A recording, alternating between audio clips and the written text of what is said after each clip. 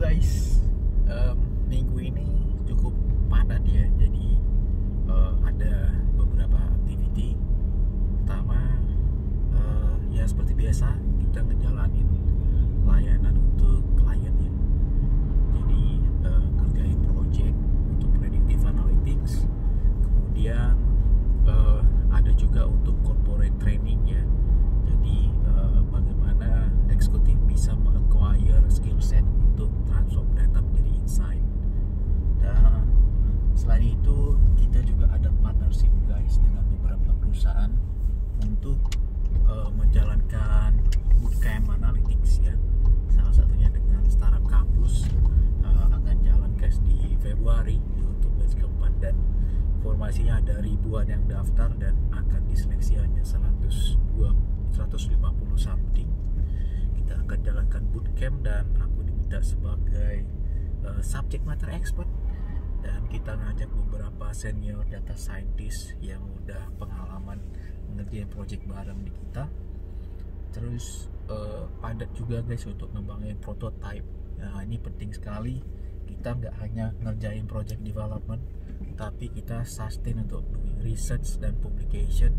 Salah satunya itu untuk menjalankan project research di computer vision dan language model guys. Jadi ini sangat menarik sekali guys. Dengan adanya ChatGPT ini menjadi salah satu disruptors yang merubah playing field ya di berbagai industri guys. Karena hari gini kan kita hanya within seconds bisa membuat story, kemudian menyelesaikan masalah-masalah kuantitatif yang dulunya kita butuh manusia guys. Nah, di sini gue pengen bilang sebenarnya bukan berarti kita people itu bakal disubstitute dengan mesin ya atau AI, tapi lebih ke people yang nggak punya kemampuan ya untuk menguasai AI ya, dan bisa memonetize, mengutilize AI untuk memudahkan pekerjaannya, itu akan diganti guys dengan people yang mampu untuk memanfaatkan AI. Jadi yang menggantinya orang juga guys ya, kecuali pekerjaan yang clerical ya. Kalau clerical tuh memang udah tanpa orang guys. Kalau di negara-negara Eropa ya itu mereka karyawannya sangat lean sekali, karena banyak kegiatannya itu udah dikerjain pakai mesin guys. Jadi nggak perlu lagi orang kayak gitu. Misalnya bagian ticketing ya kan, kemudian ada bagian untuk customer service, kemudian ada CRM, itu udah bisa pakai AI aja guys. Tapi orang yang mendesain ya solusi AI itu dia harus punya kemampuan guys ya, dia harus punya vision. Nah, ini untuk apa, inputnya apa ya kan, kemudian nanti insightnya apa, lalu strategi bisnisnya ngapain gitu kan, kayak gitu guys yang penting. Nah jadi itu guys, dan terakhir ya aku ngejalanin juga sebagai mahasiswa PhD guys di sini doing research juga untuk memanfaatkan AI membaca interaction orang pada saat menyusun strategi dan skenario planning di perusahaan guys. Dan kita bisa ngeliat tuh bahwa setiap orang itu punya individual differences yang kita bisa ukur dari cognitive style guys, dan juga dari mental models. Nah ini terkait dengan perbedaan setiap orang itu untuk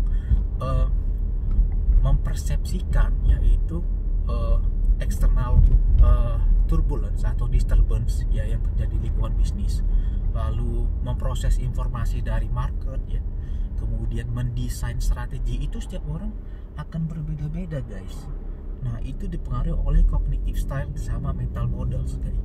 Dan bagaimana ketika mereka berinteraksi di dalam grup ya, orang yang memiliki karakteristik yang sama, dia ini cenderung guys itu dia mengelompok dengan orang yang sama. Dan menarik kalau misalkan kita observasi apakah ada perbedaan ketika kita mix up ya komposisi antara individual yang sifatnya creating, planning, atau satu lagi misalnya knowing guys. Nah itu kita mix up, ada nggak perbedaan mereka pada saat menyusun skenario planning dan strategi development guys.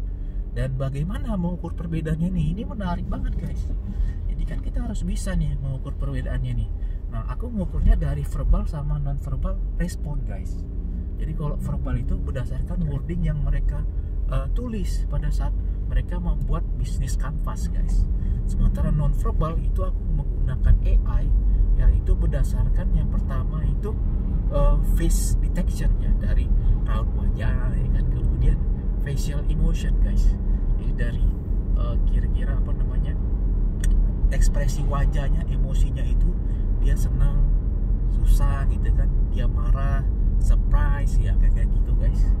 Sama yang berikutnya itu adalah speech recognition guys. Jadi dari suara, kira-kira suaranya ini dia senang, sedih, surprise dan sebagainya. Nah itu kita bisa ukur guys, labelnya itu dia masuk di kelas yang mana, sehingga nanti kita bisa menguji apa ada hubungan antara individual difference ya dan komposisi grup yang berbeda dengan interaksi mereka yang bisa diukur tadi dari facial emotion, speech recognition guys. Nah kayak gitu guys. Oke, kita roundabout. Oke lanjut guys.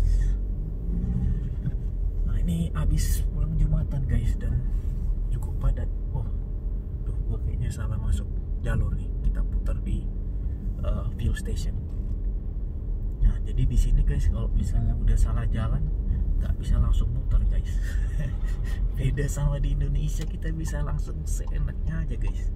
Sini kita mesti cari tempat putar yang benar-benar diperbolehkan guys. Dan kita juga kalau misalnya mau belok guys, itu mesti dapat green light dulu guys dari mobil yang berlawanan guys. Nah, itu dia. Dan mereka di sini sih nggak kompetitif driving ya, tapi mereka lebih suportif. Jadi nggak buru-buru kebut-kebutan, saling apa guys, saling empati guys mereka di sini.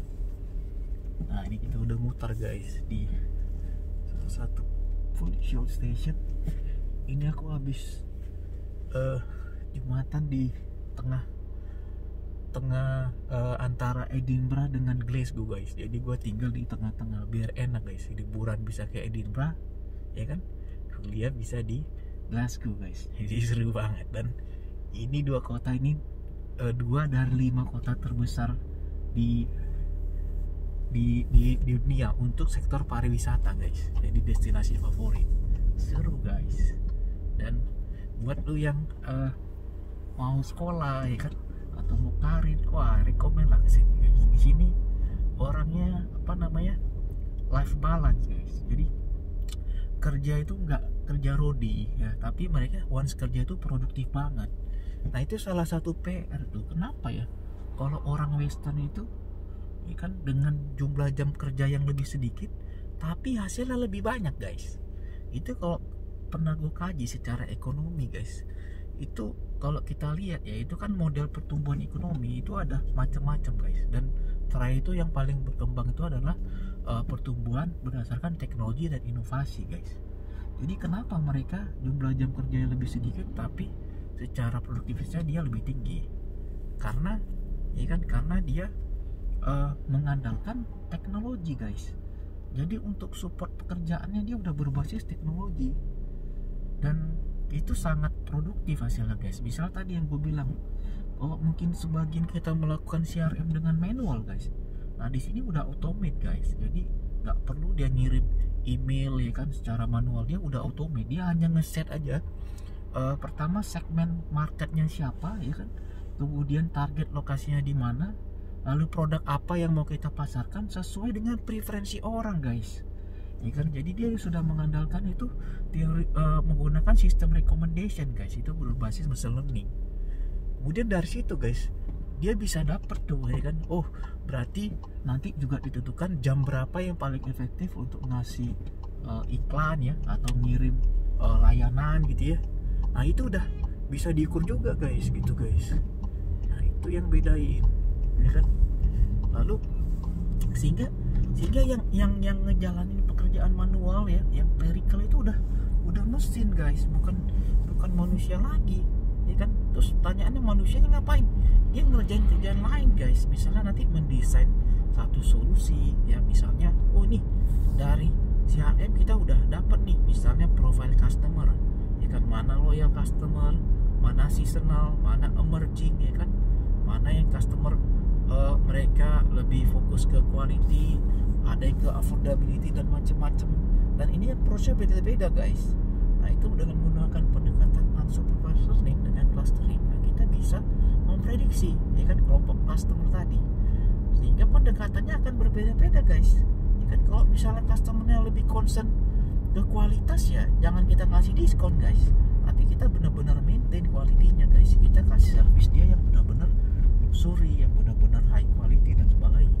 Tapi buat customer yang concern mereka affordability guys, nah itu baru benar lo kasih diskon kan. Jadi bukan kayak orang tipu-tipu yang apa guys, ngirim broadcast message ke semua orang, gak kenal langsung DM jualan apa, kan itu strategi jualan paling buruk itu guys. Jadi gak kenal orangnya, gak kenal calon customer, langsung jualan ya kan. Hari gini itu ya itu jadi kayak spam dan nggak bakal ini ya, conversion rate-nya tuh rendah banget gitu ya.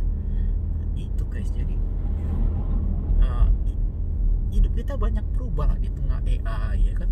Dan aku bilang sih, banyak orang bilang ya semua pasti berubah. Iya berubah, masalahnya ya kan teknologi berubah, lingkungan berubah, kita berubah nggak? Itu dia yang paling penting guys. Terus tanya, oke, kita mau berubah nih, gimana cara mewujudkan perubahan guys? Pertama guys ya kan, itu dari diri kita sendiri dulu guys ya kan. Dari intention kita punya nggak ini intentnya? Kayak perusahaan, dia ada nggak strategic intentnya? Kalau nggak punya niat guys ya susah gitu kan. Atau misalnya dia udah punya nih intentnya, intention udah punya, terus selanjutnya apa lagi guys ya kan? Dari sisi resources guys, nah resources ini dia harus jelas nih ya kan. Resources ini apa namanya, dia punya nggak sumber daya kapasitas untuk berubah ini gitu. Misalkan nih guys ya kan, sumber daya apa nih yang dibutuhkan ya kan, sehingga dia bisa mempercepat transformasi digital. Dia harus menguasai guys tentang statistical thinking, computational thinking, dan juga domain field guys. Nah untuk itu gimana caranya? Bisa macam-macam guys. Bisa dia internally development gitu ya, jadi dikembangkan secara internal, artinya belajar sendiri guys urusannya ini dengan organizational learning ya kan. Nah ini gue udah mulai masuk 40 guys, bisa agak balap dikit guys. Dan karena gue lagi ngejar kerjaan lagi guys, cukup banyak, parah banget schedule-nya. Terus yang kedua nih, misalnya kalau dia nggak bisa organizational learning, ya bisa lah kontak-kontak gue, undang-undang gue ya kan. Kita udah biasa lah bantuin perusahaan untuk belajar, karena gue gila belajar guys, orangnya belajar kan. Gue belajar, bekerja, berkarya, dan yang kita ajarin di kelas ya berdasarkan project experience kita guys. Pada saat kita serving dengan clients ya, pada saat kita kasih layan ke klien, kita providing analytical platform. Nah itu bagian pembelajaran termasuk yang ya one of the effective learning ways guys. Kenapa? Karena kita ngerjain tuh by doing guys, learning by doing. Dan itu bagian dari externalization, internalization, lalu gue sosialisasi lagi dengan proses pembelajaran guys. Dan kita doing research, kita publikasikan juga, kita diseminasikan juga guys. Nah terus yang ketiga ya kan, gimana caranya lagi selain lu tadi ada development dengan training atau coaching. Nah lu bisa jalankan itu dengan ini guys, meng-create tuh struktur organisasi ya untuk memfasilitate itu learning di dalam perusahaan lo guys ya kan. Biasanya di dalam perusahaan sudah ada knowledge management, cuman masalahnya efektif enggak gitu kan guys. Nah jadi knowledge management ini mereka fasilitator pelaksana, tentunya mereka melaksanakan program. Nah jadi lo harus desain nih programnya apa ya kan. Untuk melaksanakan program mereka kan butuh budgeting guys. Nah itu lo harus anggarkan juga, dan itu harus masuk dalam blueprint perusahaan lo ya kan. Dalam 5 tahun ke depan ini perusahaan lo itu untuk going digital, yaitu mau sejauh mana. Apakah lo ngembangin levelnya ke predictive analytics, ke prescriptive analytics ya kan, atau lo sudah benar-benar menggunakan misalnya explainable AI dan sebagainya, atau menggunakan automation. Nah itu harus punya stagingnya guys, harus punya tahapannya. Dan di dalam itu lo harus desain, itu ada programnya, ada people-nya ya kan, dan lu harus punya juga itu semacam prototype outcome-nya apa gitu yang harus punya impact sama perusahaan. Soalnya banyak organisasi guys itu memandang ya kan inovasi atau kompetensi development itu sebagai biaya expense ya. Ini paradigma yang mungkin nggak bisa kita salahkan sepenuhnya, karena banyak juga orang memang menghabiskan uang tanpa manfaatnya itu yang cukup impactful. Makanya lu harus desain ya kan program apa yang benar-benar lu butuhkan untuk ya kan perusahaan lu, sehingga pada saat lu mengalokasikan anggaran, budgeting dan sebagainya, nah ini memiliki impact ya kan. Lu bisa ukur misalnya menggunakan benefit cost ratio ya. Kalau misalnya benefitnya lebih gede dibandingkan cost untuk lu jalani program, untuk lu ngasih insentif dan sebagainya, lu jalanin. Misalnya nih, kenapa analytics itu banyak inisiatif ya, itu di fungsi-fungsi frontline di bisnis guys. Misalnya di fungsi marketing, kemudian di sales ya, atau di supply chains, karena itu akan terasa langsung dampaknya untuk meng-create revenue baru guys ya kan. Either itu dia menambah revenue ya, atau ya kan, atau dia bisa meningkatkan stream revenue yang baru guys. Nah kayak gitu. Dan beberapa case kalau lu udah benar-benar optimalkan dari sisi front-end business model lu ya kan, kalau di visual canvas tuh ada di 3 sebelah kanan guys, baru lu masuk ke operation supply chains guys. Nah ini terkait dengan cost competitiveness lu, sehingga lu bisa gunakan nih misalnya nih ya kan case-nya untuk predictive maintenance. Jadi lu bisa meminimize ya terjadinya unplanned shutdown ya kan di plant lu, sehingga ya kan kalau lu bisa meminimize ya kan, lu bisa menghindari itu kontingensi yang cukup besar ya kan, kejadian-kejadian yang nggak diharapkan. Lu bisa meminimalisir tadi terjadinya breakdown yang nggak terduga, dan tentunya itu akan mereduce ya itu budget lu bisa 20-30% guys. Lu bisa gak hanya meminimalisir, tapi lu bisa mengenhance ya lifetime value dari engine guys. Jadi ketika lu mengetahui nih kira-kira fitur apa yang paling berpengaruh terhadap equipment breakdown, misalnya vibrasi ya kan, kemudian ada pressure, lalu dari sisi flow rate, kemudian nanti dari sisi fluida yang mengalir di sana. Nah lu bisa ngasih guys threshold untuk orang operation ya kan, itu maksimum atau minimum threshold yang boleh ditolerir itu berapa, sehingga kalau misalnya dia melebihi lu kasih alert guys. Kalau di dalam dulu gua dunia proses engineering itu ada namanya fail to open, fail to close dan macam-macam guys. Jadi model-model kayak gitu guys. Dan ada beberapa project yang kita jalankan ya untuk memprediksi itu lifetime value dari engine, dan ini cukup populer belakangan. Karena kalau dulunya itu orang hanya mengandalkan berkala guys, pokoknya sekian ribu miles ya kalau seperti engine mobil ya kan, harus ganti oli ya kan. Nah, padahal kan pola pemakaian ya kan, kemudian jarak tempuh, lalu cara berkendara, kemudian kondisi cuaca itu berbeda-beda guys.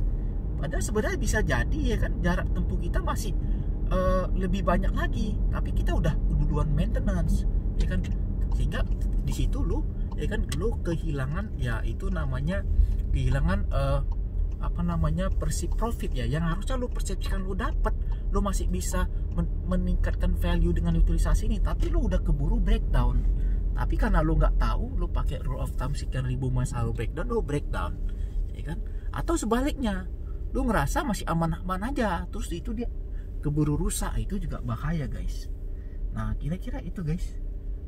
Ini thank you, terima kasih ya. Assalamualaikum warahmatullahi wabarakatuh. Gue baru nyampe rumah guys, bye bye.